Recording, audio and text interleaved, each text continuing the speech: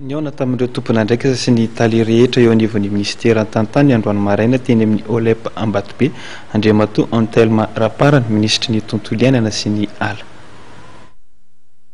Team building na fivoriana entina nanaovana jeritodika napetraka teo anivon'ny ministera ny tontolo iainana sy ny ala ary koa entina ametrahana amin'ny vinavina ho an'ny taona 2024 no sokafana androany maraina teny amin'ny foiben'ny OLEP eny Ambatobe.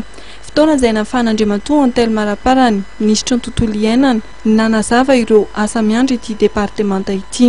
Ny fametrahana ny aire protégée izay manana statut provisoire amin'izao fotoana izao atao statut définitif amin'ny mai 2015 zany dia anisan'ny engagement izay nataon'ny filoham-pirenena tany Sydney dia izay paikady izay zany mila paikady ny anatratrarana an'izay fotoana izay satria somary fohy ihany ny fotoana anaovana an'izay zavatra izay nefa ny procédure rehetra mbola lava dia iaraka ikaondoha zay zany ametraka ny planning iarahana anatratrarana zay engagement apetraka ny filoham-pirenena. Fa miteraka resabe ihany koa tato ato ny resaka fanondrana tsokosoko ireo biby sarobidy.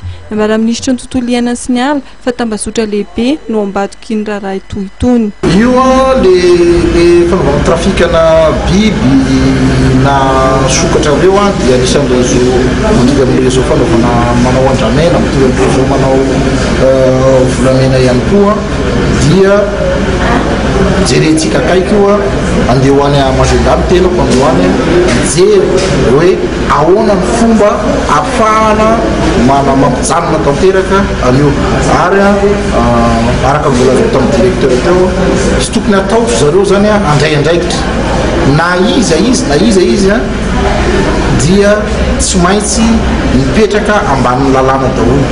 Raha pistolakandro ny farany ty fianakalozana eo anivon'ny ministera ny tontolo iainana ity izay ahafahan'ireo tompon'andraikitra isan-tsokajy manatsara ny asa sahaniny.